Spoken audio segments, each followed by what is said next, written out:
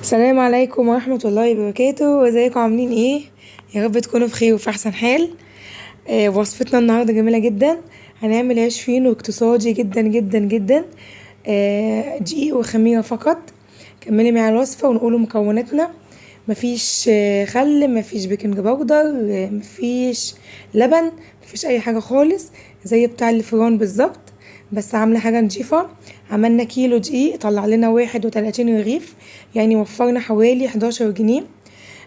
وقفنا ساعة كده في المطبخ، عملنا كيلو دقيق بالطريقة ديت. يعني 11 جنيه في الزمن دوت اكيد هيوفروا معانا. كملي معايا الوصفة ونشوفوا الفينو عملناه ازاي بطريقة سهلة جدا، وطريقة تخزينه طبعا للمدارس. خلاص كل سنة وانتم طيبين، اللي عامل دروس هيبتدي. يعني سهل معاكي، بتطلعيه من الفريزر بيفك معاكي على طول، وبيكون كده طري وجميل جدا جدا. يلا بينا نخش الفيديو. ما تنسيش اللايك والاشتراك وكومنت حلو من ايديكي، ويلا نسمي الله ونقوله مقدارنا. اول حاجه معايا ربع كوبايه من الميه الدافيه، طبعا بنستخدم ميه دافيه. عليها كيس من الخميره الفوريه، وطبعا جنبي نص كوبايه من السكر، اخدت منها معلقتين وهستخدم الباقي. هقلب اقلب اقلب كده لغايه ما الخميره بتاعتي تطلع كده ايه، فقاقيع كده من الخميره. وبعد كده بنزل بكيلو من الدقيق، وبنزل عليهم بنص كوبايه من السكر، وبعجن طبعا بميه دافيه. انا جنبي اول مج كده. كيلو الدقيق اخد مني مجين الا ربع، ده اول مج بحطه بالتدريج. طبعا نقلت العجينة اللي عندي في بولة أكبر. القطعة اللي معايا كانت صغيرة فنقلتها في بولة كبيرة، وبدأت اللي أنا قلبت كده بالمعلقة، وبعد كده مسكت العجينة بإيدي وقعدت أعجن بإيدي. ده كده المج التاني. زي ما اتفقنا مية دافية، وبعجن بقى بإيدي بنفس الشكل. جمدي قلبك وعجني، وهتطلع أحلى عجينة إن شاء الله بإيدك بإذن الله. توفير بس مش اكتر، يعني احنا بنحاول نعمل حاجات موفرة توفر علينا طبعا ولولادنا ان شاء الله. نزلت بربع كوباية من الزيت، يعني على كيلو الدقيق ده كله نزلت بربع كوباية من الزيت. انت حابة تعجني بمج مية ومج لبن تمام، حابة تعجني بالمية زي ما عملنا تمام. انت بقى براحتك، عايزة تدلعي عجينتك براحتك، يعني براحتك. عايزة تحطي لبن بودرة حطي، مفيش الكلام ده خالص. احنا عملنا بمية فقط وخميرة ودقيق، والزيت طبعا موجود، والخميرة موجودة، والسكر عفوا موجود. فضلت اعجن اعجن اعجن لغاية ما وصلت العجينة عندي بنفس الشكل. العجينة بتلزق في البداية، بتلاقي ايدك ملزقة، وبعد كده ايدك فيها على طول بتلاقي ايدك خلاص امتصت كل السوائل، وبدأت ايدك تبقى ناشفة من العجينة. قسمتها بنفس الشكل. طلعت كده كله كده على قد ما اقدر بنفس الحجم، ودهنت عندي سطح العمل كده عندي بشوية من الزيت، وبدأت ان انا اكور العجينة عندي بنفس الشكل. كورتها بنفس الشكل كده. يعني مش عاملة الكورة كده صغيرة، ومش عاملاها كبيرة، عاملاها بنفس الشكل. انتي بعينك اتفرجي على الفيديو واعمليها بنفس الشكل، وهتطلع معاكي ان شاء الله. لو اول تجربة هتطلع معاكي ناجحة بإذن الله. هعمل بقى كل العجينة عندي بنفس الشكل تمام. اعملوا كده سكرين كده وشوفوا وعدوا 31 قطعة من الكيلو طلعناها، يعني وفرنا 11 رغيف. الرغيف بنجيبوه بجنيه. وحجمه لا يذكر، شكله بصراحة يعني ما بيشبعش خالص، حتى اللي احنا بنجيبوه من الفرن. اللي احنا عملناه طبعا دوت موفر جدا جدا ومشبع جدا جدا. دهنت كده سطح العمل عندي بشوية من الزيت، ودهنت ايدي كده حبة صغيرين جدا من الزيت، وبدأت اللي انا افردها بنفس الشكل بالنشابة. عاملين خطوتين، وواحدة بالنشابة وواحدة من غير نشابة. كملي معايا الوصفة وان شاء الله تستفادي. بدأت اللي انا انشبها كده بنفس الشكل، وخليتها حجمها مستطيل بنفس الشكل كده بالنشابة. النشابة دي حلوة جدا جدا جدا، هاتوها وهتعجبكم قوي قوي ان شاء الله. وجيت من على الطرف كده بدأت اللي انا ابرمها كده لغاية ما وصلت لغاية خط النهاية بنفس الشكل، وقفلت من الجناب من الجنبين والاطراف كده من فوق. بدأت اللي انا اقفلها بنفس الشكل، وهو ده شكله. عملتلكوا سكرين وهو ده شكله بعد ما خلص. سهل جدا جدا جدا، ما بياخدش وقت خالص نهائي. شكله في منتهى الجمال. حابه تدهني عندك الصينيه شويه زيت ادهني، مش حابه ما تدهنيش. الخطوه التانية عندي عاملاها من غير نشابه. للي مش عنده نشابه بصوا ده يعني بايدي اهو قدام عينيكم، مش فاصله الكاميرا خالص نهائي.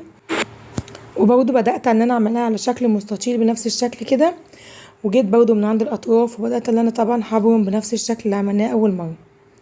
الموضوع سهل جدا وعاملاه بايدي للي مش عنده نشابه. عقبال بقى ما اخلص كل الكميه اللي عندي ديت، ما تنسيش اللايك والاشتراك، وكبري كده عيلتي الصغيره ان شاء الله تكبر بيكم باذن الله. اللايك بيرفع الفيديو شويه، وكمساعده منكم ان شاء الله كده تكبروا لي القناه شويه. برمته بنفس الشكل وقفلت من الجناب، ومن عند برضو الاطراف قفلت كده بنفس الشكل. قفلي كويس قوي عشان طبعا ما يبقاش فيه تهويه ويفك منك. عملت كل الكميه عندي بنفس الشكل. تمام. هعمل ايه تاني؟ هسيبه طبعا يخمر، مش هدخله الفرن خالص دلوقتي. قال لازم يخمر لا اقل عن نص ساعه يعني، او ساعه الا ربع. تمام. ده كده على جنب كده قرصتين كده. بنوتي قالت لي عايزه قرصه فعملت لها قرصتين. هندهن الوش بايه؟ شويه زيت وشويه ميه ومعلقه من السكر. طبعا متحطيش كميه كبيره، ده بس هندهن بيها الوش وعلى الخفيف خالص عشان خاطر ما نضيعش الخمر بتاعه. ما تتكيش عليها من فوق الوش كده بالفرشه. ما عندكيش فرشه، عندك بخاخه تمام، يعني اي حاجه المتواجد عندك. وبدات ان انا ادهن كده بنفس الشكل على الخفيف خالص نهائي عشان ما نضيعش الخمر. وطبعا مولعه الفرن عشان يخش على الفرن سخن. لو حابه تحطي سمسم من فوق الوش حطي، مش حابه الغي خالص السمسم، يعني ما تشغليش بالك خالص بموضوع السمسم. دهنا كده من فوق الوش شويه سمسم عشان يمسك طبعا على الماده اللي احنا حطيناها من فوق الوش. وبعد كده بدخل الفرن على طول. الموضوع سهل جدا جدا، شكله حلو جدا جدا، والله ما اخدش وقت خالص في ايدي، يعني ساعه بالظبط كده كوقت من التسليه مش اكتر.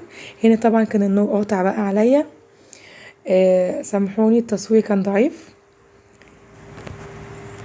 وده كده شكله بعد ما طلع من الفرن. شكله حلو جدا، لونه من تحت بنفس الشكل. ما بياخدش وقت خالص في الفرن، يعني لا اقل عن 5 دقايق من تحت، وولعت الشوايه عليه. ودي كده الكميه اللي احنا عملناها، وشكله النهائي كله بنفس الشكل. يعني الفيديو قدامكم انتوا اللي تحكموا بنفسكم. ما اخدش مننا مكونات خالص نهائي، دقيق وخميره والميه والزيت والسكر، مفيش اكتر من كده. حتى الوش بتاعه ما دهناش لبن ولا بيض ولا اي حاجه خالص.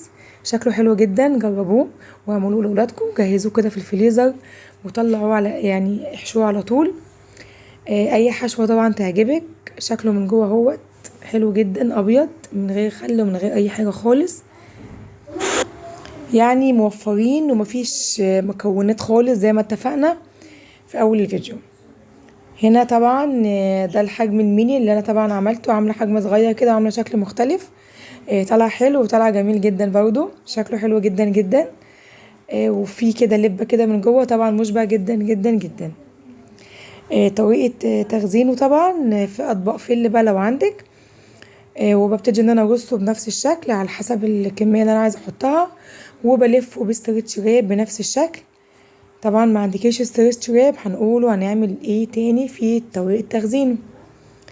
لفيته كده بالستريتش راب بنفس الشكل. شكله كان حلو جدا، ما خدش مني مكان كده في الفريزر برضو. شكله كان حلو بصراحه، يعني شكله جميل جدا جدا. لو ما عندكيش اطباق فل وما عندكيش ستريتش راب، في كيس عادي، اي كيس عندك عادي، ابتدي ان انت ترصيه كده واقفليه قفله كويسه ودخليه الفريزر على طول. بصوا الموضوع سهل جدا جدا جدا، مفيش اسهل من كده. وطبعا هتطلعيه بقى قبل ما تستخدميه كده بحوالي نص ساعه، عشان طبعا يقدر يفك معاكي بكل سهوله. حطيناه في التلاجة في الفريزر او في الديب فريزر عندك، وطلعيه طبعا زي ما اتفقنا قبليها بنص ساعه. هيطلع معاكي زي الخس بالظبط، هيطلع معاكي طري جدا في منتهى الجمال. خلصنا الفيديو بتاعنا، وقلت لكم على كل حاجه. ما تنسيش اللايك والاشتراك وكومنت حلو من ايديكي. هسيبكم في رعايه الله ومع السلامه.